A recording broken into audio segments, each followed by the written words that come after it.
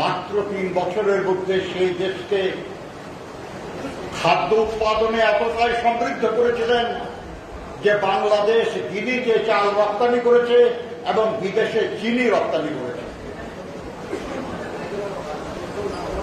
সেই অসাধারণ মানুষ, সেই বিপ্লবী, সেই দেশপ্রেমিক, সেই দূরদৃষ্টি সম্পন্ন আধুনিক বাংলাদেশের স্রষ্টা রাষ্ট্রপতি না থাকে রাষ্ট্রনায়ক জিয়াউর রহমানের আজকে 40তম শাহাদাত বার্ষিক উপলক্ষে জাতীয়তাবাদী ছাত্র দলের এই আলোচনা সভার প্রিয় সভাপতি, সংগ্রামী সাধারণ সম্পাদক, উপস্থিত ছাত্র দলের সোনালী অতীত স্মরণ করিয়ে দেওয়ার জন্য উপস্থিত ডক্টর আসাদুজ্জামান রিপন, শহীদুদ্দিন চৌধুরী আইনি, আমাদের ABM মোশাররফ হোসেন, আজিজুল বারী হেলাল, আলী আলিম, রাজীব, আকরাম সহ সাবেক নেতৃবৃন্দ, মঞ্চে উপবিষ্ট বা দণ্ডায়মান ছাত্র দলের জাতীয় নেতৃবৃন্দ, ঢাকা মহানগর, উত্তর, দক্ষিণ, পূর্ব, পশ্চিম, ঢাকা বিশ্ববিদ্যালয় এবং জগন্নাথ বিশ্ববিদ্যালয়ের নেতৃবৃন্দ এবং সাথী, ছোট ভাই বলবো না সন্তান বলবো, কারণ আমার নাতনিও অনেক বড় হয়ে গেছে, ভাই ও বোনেরা, প্রিয় সাংবাদিক বন্ধুগণ, সবাইকে শহীদ জিয়ার সাথে কাজ করার বিরল সৌভাগ্যের অধিকারী হিসাবে গর্বিত বিএনপির একজন কর্মীর আন্তরিক শুভেচ্ছা। প্রিয় সাথীরা, আপনারা শুনেছেন পরিচয় যে আমি শ্রমিক আন্দোলনের একজন কর্মী ছিলাম, আছি। আপনাদের মতো কলেজ বিশ্ববিদ্যালয়ে পড়ার সৌভাগ্য আমার হয় না। আমি নৈশ কলেজ থেকে আইকম পাস করেছি এবং এক্সটার্নাল স্টুডেন্ট হিসাবে BA/MA পাস করেছি। আপনাদের মতো ক্লাসে বসে বিজ্ঞ শিক্ষকদের বক্তব্য শোনার সৌভাগ্য করা হয়, কিন্তু 68 সাল থেকে আমি শ্রমিক আন্দোলনের কর্মী। আমি জাগদলের সেন্ট্রাল কমিটির সদস্য ছিলাম। শহীদ জিয়া বিএনপির প্রথম যে কমিটির চেয়ারম্যান, সেই কমিটির 29 জন মাত্র কর্মকর্তার একজন শ্রমিক বিষয়ক সম্পাদক ছিলাম এবং 1979 সালে গঠিত জাতীয়তাবাদী শ্রমিক দলের প্রথম সাধারণ সম্পাদক ছিলাম, কেন্দ্রীয় সাধারণ সম্পাদক। শহীদ জিয়ার সঙ্গে ঘনিষ্ঠভাবে কাজ করার বিরল সৌভাগ্য আল্লাহ দিয়েছে আমাকে। দেশনেত্রী বেগম খালেদা জিয়া যেদিন থেকে রাজনীতি শুরু করেছেন সেই দিন থেকে তার সাথে আছি। রাজনৈতিক প্রতিহিংসার বশবর্তী হয়ে তাকে অন্যায়ভাবে যেদিন কারাগারে আবদ্ধ করা হলো, সেই দুঃসময়ে যিনি দলের দায়িত্ব গ্রহণ করলেন, দেশনায়ক তারেক রহমানের সঙ্গে কাজ করছি। বন্ধুগণ, আমার বয়স 74 বছর হয়েছে। আমরা তো আর বেশি দিন কাজ করতে পারবো না, কিন্তু আমি একটু হতাশ নই। আমি তো বরঞ্চ বলি যে রাজনৈতিক একজন কর্মী হিসাবে আমার গৌরব করার বহু কিছু আছে, কিন্তু লজ্জিত হওয়ার কিছু নাই। আপনারা যারা বিএনপির কর্মী, যাদের মাঝে আমি আগামী দিনের বিএনপির chairman, vice chairman secretary general, joint secretary general এবং বিভিন্ন নেতাদের দেখতে পাচ্ছি। তাদেরকে পরিষ্কার করে বলতে চাই যে আমরা যারা বিএনপি করি আমাদের লজ্জিত হওয়ার কিছুই নাই, কিন্তু গর্বিত হওয়ার বহু কিছু আছে। আমাদের নেতা স্বাধীনতার ডাক দিয়েছেন, আমাদের নেতা দেশের প্রথম সেক্টর কমান্ডার, আমাদের নেতা দেশের প্রথম ফোর্সেস কমান্ডার, আমাদের নেতা দেশের প্রথম জনগণের দ্বারা নির্বাচিত রাষ্ট্রপতি, আমাদের নেত্রী দেশের প্রথম মহিলা প্রধানমন্ত্রী, আমাদের এখন যিনি নেতা তার বাপ জনগণের দ্বারা নির্বাচিত রাষ্ট্রপতি আর মা জনগণের দ্বারা নির্বাচিত প্রধানমন্ত্রী। পৃথিবীতে আরেকজন মানুষ দেখান যে তার বাবা ছিল জনগণের নির্বাচিত রাষ্ট্রপতি আর মা ছিল জনগণের নির্বাচিত প্রধানমন্ত্রী। আমরা বিএনপি কোনদিন আমরা সামরিক শাসন জারি করি নাই, বরঞ্চ আমরা গণতন্ত্র পুনরুদ্ধার করেছি বারবার। একদলীয় বাকশালী স্বৈর শাসনের ব্যবস্থানের উপর আমাদের নেতা শহীদ জিয়া বহুদলীয় গণতন্ত্রের বাগান রচনা করেছেন। সামরিক স্বৈর শাসনের বিরুদ্ধে 9 বছর অবিশ্রান্ত লড়াই করে আপসহীন দেশনেত্রী বেগম খালেদা জিয়া বাংলাদেশে সংসদীয় গণতন্ত্র পুনঃপ্রতিষ্ঠা করেছেন। মাত্র 4টি সংবাদপত্র রেখে সব সংবাদপত্র বন্ধ করে দেওয়া হয়েছিল।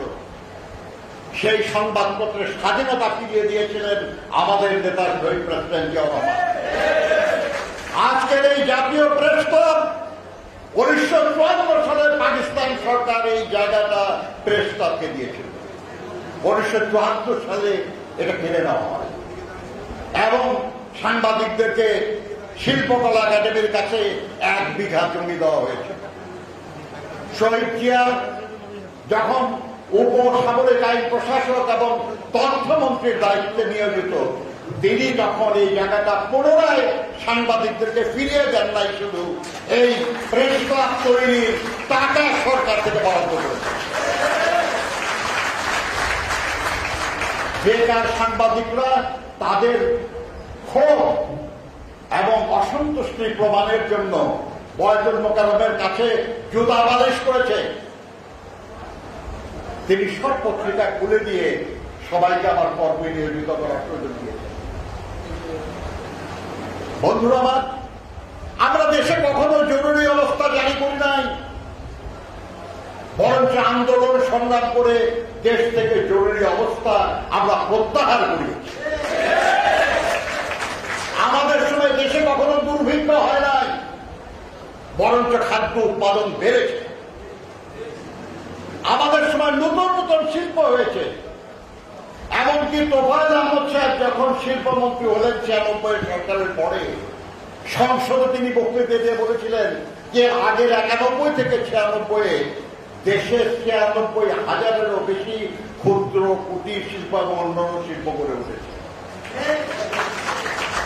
আর শহীদ জিয়ার সময় তো দেশে শিল্প বিপ্লব হয়েছে, বন্ধ শিল্প চালু হয়েছে।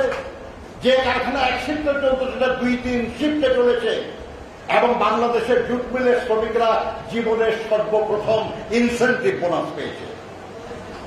আজকে বাংলাদেশের অর্থনীতি যে মূল 2 স্তম্ভের উপর দাঁড়িয়ে 3 স্তম্ভ বলতে পারেন, এর প্রত্যেকটা স্তম্ভের নির্মাণকারী আমাদের নেতা শহীদ প্রেসিডেন্ট জিয়াউর রহমান। বাংলাদেশের কৃষি উন্নয়নের সূচনা না খালি সমৃদ্ধ করেছেন জিয়াউর রহমান। আজকে যে তৈরি পোশাক শিল্পে প্রায় 44 লক্ষ শ্রমিক কাজ করে এবং দেশের সবচেয়ে বড় বৈদেশিক অর্জনকারী, এটা শুরু করেছেন শহীদ প্রেসিডেন্ট জিয়াউর রহমান। 1976 সালে মধ্যপ্রাচ্যের 6টি দেশে 8,500 শ্রমিক পাঠানোর মাধ্যমে যে জনশক্তি রপ্তানির সুযোগ করেছিলেন তিনি, সেটার হাত ধরে আজকে প্রায় ১.৫ কোটি বাংলাদেশি সারা দুনিয়ায় কাজ করছে এবং প্রায় $18 বিলিয়ন প্রতি বছর বাংলাদেশে তারা রেমিটেন্স পাঠায়। এই তিনটেই হলো বাংলাদেশের মূল শক্তি। আর সেই শক্তির উপর ভর করে যারা দাঁড়িয়ে আছেন তারা জিয়াউর রহমানের প্রশংসা করতে লজ্জা পান। তারা জিয়াউর রহমানকে ভয় পায়, তারা খালেদা জিয়াকে ভয় পায়, তারা তারেক রহমানকে ভয় পায়। ভয় পাওয়ার কারণ হলো এই যে তারা যে যে জায়গায় ব্যর্থ হয়েছে বিএনপি তার প্রত্যেকটা জায়গায় সফল হয়েছে। ভয়টা ওখানে, আর তো কোনো ভয়ের কারণ নেই। তাদের কেউ কেউ বলে জিয়াউর রহমানকে তার বীরোত্তম খেতাব কেটে দেবে। আরে যিনি দেশের স্বাধীনতা ঘোষণা করেছেন, তিনি দেশের সর্বোত্তম বীর হিসাবে লড়াইয়ের ময়দানে নিজেকে প্রমাণিত করেছেন, তার বীরোত্তম খেতাব কেড়ে নেয় কে? আমাদের গ্রামে একটা জোক আছে, জোকের মতো। মেয়ের বিয়ে দেয় যখন, তখন মেয়ের বাবা মা তো একটু দুশ্চিন্তাগ্রস্ত থাকে, তাই না? যে কেমন হয় ছেলে কি সমাচার আছে। মেয়ের বাবা ঘটককে জিজ্ঞাসা করতেছে যে ঘটক সাহেব ছেলে নামাজ টামাজ পড়ে, কি কম, ছেলের নামই মতি, ছেলের নামই মতি। গ্রাম দেশে মসজিদে মসজিদ বলে না, এটাকে তার আবার নামাজ পড়ে কি পড়ে জিজ্ঞাসা করার কোনো ব্যাপার আছে এর মধ্যে বলেন? তো আপনি জিয়াউর রহমান যে স্বাধীনতার ঘোষণা করেছে, যে প্রথম লড়াই শুরু করেছে, যে সেক্টর কমান্ডার ছিল, ফোর্সেস কমান্ডার ছিল,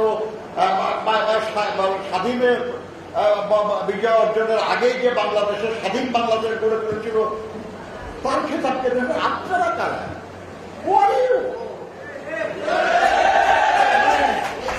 আমি যুদ্ধ করেছি, আমার বড় ভাই যুদ্ধ হবে মুক্তিযুদ্ধ, আমার ছোট ভাই বীর প্রতীক।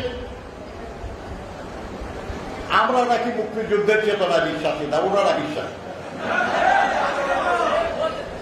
আপনাদের কে কে যুদ্ধ করেছে বলেন? আমার বড় বোনের হাজব্যান্ডে মুক্তিযুদ্ধে আহত হয়ে কিছুদিন পরে ইন্তেকাল করেছেন। তার সন্তানদের, আমার বড় ভাইয়ের সন্তানদেরকে অনেক কষ্ট করে চাকরি করে আমরা বড় করে তুলেছি। আপনারা কি করেছেন? মুক্তিযোদ্ধাদের সন্তানের জন্য কি করেছেন? বন্ধুরা, আমরা জিয়াউর রহমানের কর্মী, আমরা গর্বিত। এদেশের নারীর উন্নয়ন বলেন, শিশু উন্নয়ন বলেন, এদেশের শ্রমিক, ছাত্র, যুবক, যেদিকে তাকাবেন উন্নয়নের কোন দিকটা আছে যেখানে শহীদ জিয়া বা বেগম খালেদা জিয়ার হাতের ছোঁয়া নেই?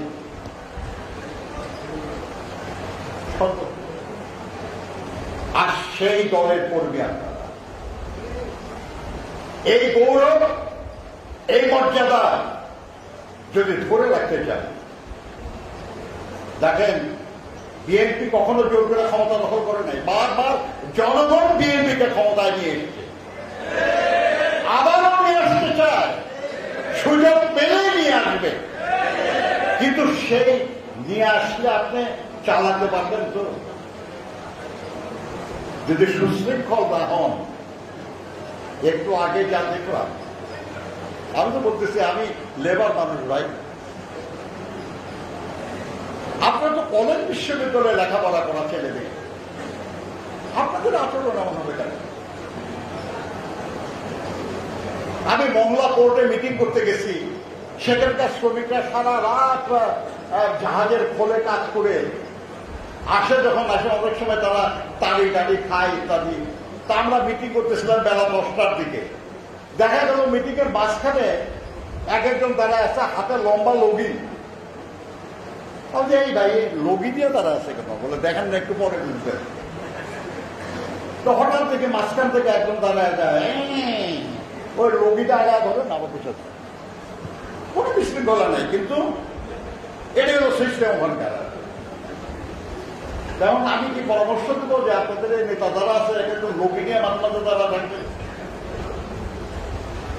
প্লিজ, আল্লাহ বাস্তে। আপনাদের উপর আমরা ভরসা করে বসে আছি। আপনারা যদি সুশৃঙ্খল হয়ে যদি দলটাকে শক্তিশালী না করেন, আমরা মরে গেলে তো মিলাদ পড়ানোর কেউ থাকবে না। শহীদ জিয়ার কথা কে স্মরণ করবে? বেগম খালেদা জিয়ার কথা কে স্মরণ করবে? যে তারেক রহমানকে ভাইয়া বলে আপনারা এত ভালোবাসেন বলে বলেন, তাকে কে দেশে ফিরিয়ে আনবে? কে স্মরণ রাখবে তাদের?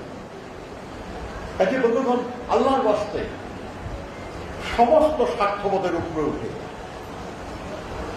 এখানে আমরা সবাই সবার ভাই, কোন বিশেষ ভাই নাই। যে দল ভালো করে করবে, যে সবচেয়ে শক্তিশালী ভূমিকা পালন করবে, যে সবচেয়ে সাহসী ভূমিকা পালন করবে, যে সবচেয়ে নিবেদিত প্রাণ দেশকর্মী হিসাবে কাজ করবে, সেই আমার নেতা। প্লিজ, আমি বলি আপনাদের একটা পরামর্শ দিয়ে আমার বক্তব্য শেষ করতে। লেখাপড়া, শহীদ জিয়া রহমানের জীবন এবং কর্ম সম্পর্কে পড়ুন, বেগম খালেদা জিয়া সম্পর্কে পড়ুন, তারেক রহমান সম্পর্কে পড়ুন। যত পড়বেন, যত জানবেন, তত বেশি ভালোবাসতে পারবেন, তত বেশি গর্বে বুক ফুলে যাবে যে আমরা তাদের কর্মী। প্রিয় সাথীরা, আমি আপনাদের প্রেসিডেন্ট সেক্রেটারিকে বলেছিলাম যে আজকে আমাকে মাফ করে দিতে, কারণ আমার বাড়িতে একটা অনুষ্ঠান আছে, আমি না যাওয়া পর্যন্ত শুরু হবে। তাহলে খুব ভালো লাগতো, কারণ আপনাদের সঙ্গে কথা বলা একটু বেশি জরুরি, কারণ আপনারাই আমাদের ভবিষ্যৎ, আপনারাই আমাদের আশা ভরসা। আপনারা ভালো থাকুন। আমি দেখতে পাচ্ছি অনেকে মাস্ক করছেন না, অনেকে মাস্ক আছে তাকে ঝুলে রাখছেন। অসুস্থ হয়ে না, সুস্থ থাকুন, নিরাপদে থাকুন। এমনিতেই আপনাদেরকে যেখানে পারতেছে সেখানে যারা অত্যাচারী, নিপীড়নকারী, তারা জুলুম করতেছে, অত্যাচার করতেছে, তারপরে যদি আপনারা কোভিড নামক মহামারীকে সুযোগ করে দেন, তাহলে চলবে কেন? ভালো থাকুন, আল্লাহ আপনাদের ভালো রাখুন। দেশকে ভালোবেসে শহীদ জিয়ার মতন, জনগণকে ভালোবেসে বেগম খালেদা জিয়ার মতন, এবং দেশের উন্নয়নের স্বপ্ন দেখবেন তারেক রহমানের মতন। আগামী দিনে আবার দেখা হবে আপনাদের সাথে, হয়তো আপনাদের মিছিলে আপনাদের সাথেই থাকবো, সামনেই থাকবো ইনশাআল্লাহ। আল্লাহ হাফেজ। বাংলাদেশ জিন্দাবাদ, জাতীয়তাবাদী ছাত্রদল জিন্দাবাদ, শহীদ জিয়া বেগম খালেদা জিয়া